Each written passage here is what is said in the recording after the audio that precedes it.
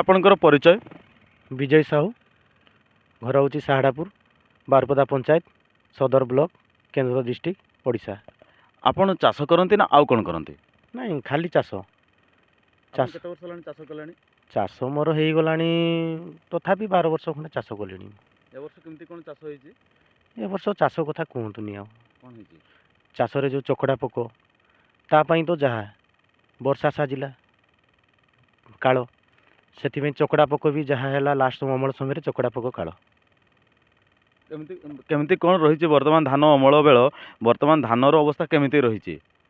ଧାନର ଅବସ୍ଥା ଦେଖନ୍ତୁ, ଆମେ ଭାବିଥିଲୁ ଏ ବର୍ଷ ଗଛ ବଢ଼ିଆ ହେଇଛି, ଧାନ ଗଛ ବଢ଼ିଆ ହେଇଛି, ଫଳ ବଢ଼ିଆ ଆସିଛି, ଏ ବର୍ଷ ଯାହା ଧାନ ଟିକେ ଆମେ ପାଇବୁ। କିନ୍ତୁ ଚକଡ଼ା ପୋକ ଯେଉଁ ଟାଇପ୍ର ମାରିଦେଲେ 60% ଆମର ଧାନ ପଳେଇଲା, 40% ମିଳିଲା। ସେଇଟା ତ ଖର୍ଚ୍ଚ ବି ପାଇବୁ କି ନାହିଁ ସେଇଟା ଭରସା ନାହିଁ।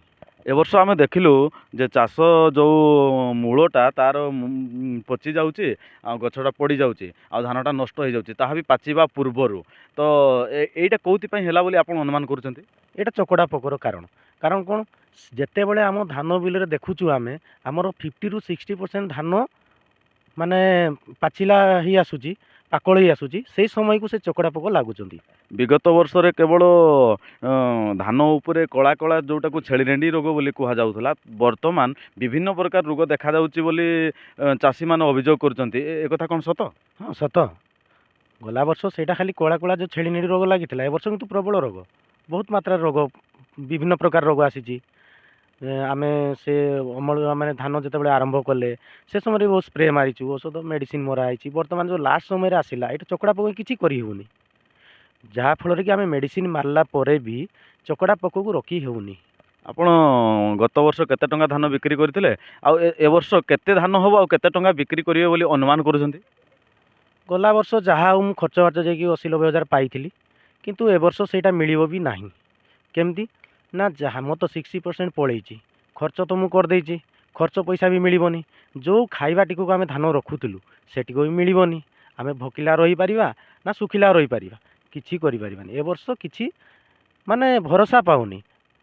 ବିଗତ ବର୍ଷ ମାନଙ୍କରେ ଶ୍ରମିକ ରେଟ୍ ଟିକେ କମ୍ ଥିଲା, ଶ୍ରମିକ ଯେଉଁ ଆମେ ଧାନ କଟାଉଛେ ଲେବର ମଜୁରୀ ଟିକେ କମ୍ ଥିଲା। ଏ ବର୍ଷ ଟିକେ ଚଢ଼ା ଦରରେ ଶ୍ରମିକ ଆସୁଛନ୍ତି ବୋଲି ଚାଷୀମାନେ ଅଭିଯୋଗ କରୁଛନ୍ତି। ଏ କଥା କ'ଣ ସତ? ନିଶ୍ଚିତ ଚଢ଼ା ରେଟ୍ରେ ଆସୁଛନ୍ତି। କ'ଣ ପାଇଁ?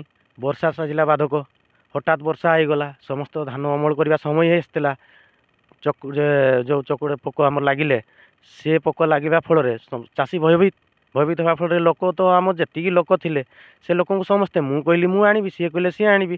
ମୁଁ ଯଦି କହିଲି ଆସନ୍ତୁ ମୋ ପାଖକୁ 200 ଟଙ୍କା, ସିଏ କହିଲେ 250 ଟଙ୍କା, ସିଏ କହିଲେ 300 ଟଙ୍କା, ସିଏ କହିଲେ 350, 400 ଟଙ୍କା, ଏମିତି ମଜୁରୀ ପହଞ୍ଚିଗଲାଣି ଆସିକି 450 ଟଙ୍କା। ଆପଣ ଚାଷୀ, ତ ଏଇ ଯେଉଁ ଧାନ ଗୁଡ଼ାକୁ ଆମେ କାଟି ଦେଉଛେ ଓଦା ଓଦା, ତ ସେ ଧାନ କେମିତି କ'ଣ ରହିବ ବେଶୀ ଦିନ ପ୍ୟାକେଟ୍ରେ? ତ ଧାନ ସରକାର ନେଲା ବେଳକୁ ଏ ଧାନ ରହିବ ତ? ନାଇଁ, ରଖିବା ପାଇଁ ଦେଖନ୍ତୁ, ରହିବ ନ ରହିବ କହିହେବନି, ତଥାପି ଚାଷୀ ହିସାବରେ ଆମେ ଚେଷ୍ଟା କରିଛୁ ଯେ ନେଲା ପରେ ତାକୁ ଆମେ ଅମଳ କଲା ପରେ ତାକୁ ନେଇକି ପୁଣି ଖରାରେ ଶୁଖା ହେଉଛି, ସିଏ ଗୋଟେ ଏକ୍ସଟ୍ରା ଆମର ମଜୁରୀ ଖର୍ଚ୍ଚ ହେଇଗଲା। ଯେଉଁଠି ଆମେ 6ଟା ମଜୁରୀ ଧରାଯାଉ ଖର୍ଚ୍ଚ କରିଥିଲେ, ସେଇଠି ଆମର 10ଟା ମଜୁରୀ ଖର୍ଚ୍ଚ ହେଲା, ଆଉ 4ଟା ଏକ୍ସଟ୍ରା ହେଇଗଲା। ଏଇଆ କରିବା ପାଇଁ ପଡ଼ୁଛି।